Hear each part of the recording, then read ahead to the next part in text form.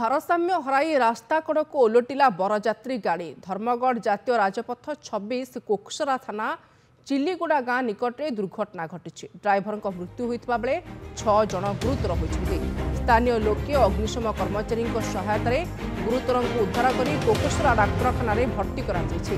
ମୃତକ ହେଉଛନ୍ତି ଜୁନାଗଡ଼ ଥାନା ବରଗାଁର ଭଜନ କର।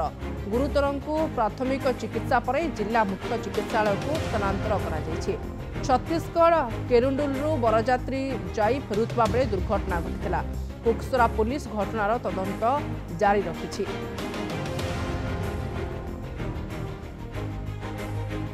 ଧର୍ମଗଡ଼ NH 26 କୋକସରା ନିକଟରେ ସଡ଼କ ଦୁର୍ଘଟଣା। ତେବେ ଦୁର୍ଘଟଣାରେ ଡ୍ରାଇଭରଙ୍କ ମୃତ୍ୟୁ ହୋଇଛି, 6 ଜଣ ଗୁରୁତର ହୋଇଛନ୍ତି। ଛତିଶଗଡ଼ରୁ ବରଯାତ୍ରୀ ଯାଇ ଫେରୁଥିବା ବେଳେ ଏ ଦୁର୍ଘଟଣା ଘଟିଛି। ଭାରସାମ୍ୟ ହରାଇ ରାସ୍ତା କଡ଼କୁ ଓଲଟି ପଡ଼ିଲା ବରଯାତ୍ରୀ ଗାଡ଼ି। ଧର୍ମଗଡ଼ NH 26 କୋକସରା ଥାନା ଚିଲିଗୁଡ଼ା ଗାଁରେ ଏ ଦୁର୍ଘଟଣା ଘଟିଥିବା ସୂଚନା। ତେବେ ପ୍ରାୟ 6 ଜଣ ଗୁରୁତର ହୋଇଛନ୍ତି। ଉଦ୍ଧାର କାର୍ଯ୍ୟ ଜାରି ରହିଛି। ଏ ସମ୍ପର୍କରେ ସୂଚନା ପାଇଁ ଧର୍ମଗଡ଼ ରିପୋର୍ଟର ବାଳକୃଷ୍ଣ ନାୟକ ଯୋଡ଼ି ହୋଇଛନ୍ତି।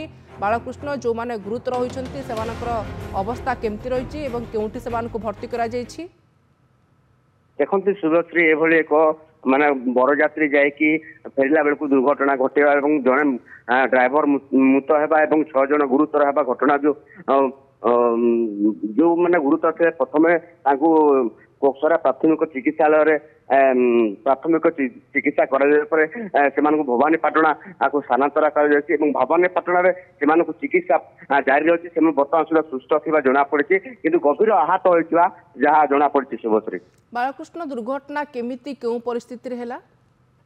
ଦେଖନ୍ତୁ ଶୁଭଶ୍ରୀ, ଏ ଯୋଉ କଳାହାଣ୍ଡି ଜିଲ୍ଲା ଜୁନାଗଡ଼ ଥାନା ଅନ୍ତର୍ଗତ ବରଗାଁର ଏକ ବରଯାତ୍ରୀ ଗତକାଲି ମାନେ ଛତିଶଗଡ଼ ରାଜ୍ୟ କେରାଣ୍ଡୁଲ ଥାନା କେରାଣ୍ଡୁଲକୁ ଯାଇଥିଲେ ଏବଂ ସେଟା ସେମାନେ ତାଙ୍କର ବିବାହ କାର୍ଯ୍ୟ ସମ୍ପନ୍ନ କରି ନିଜ ଗାଁ ବରଗାଁକୁ ଫେରୁଥିବା ସମୟରେ କୋକସରା ଥାନା ଚିଲିଗୁଡ଼ା ନିକଟରେ ଭାରସାମ୍ୟ ହରାଇ ଗାଡ଼ିଟା ଓଲଟି ପଡ଼ିଥିଲା ରାସ୍ତା ତଳକୁ ଏବଂ ଘଟଣାସ୍ଥଳରେ ଡ୍ରାଇଭରଙ୍କର ମୃତ୍ୟୁ ହୋଇଥିଲା ଏବଂ 6 ଜଣ ଗୁରୁତର ଆହତ ହୋଇଥିଲେ।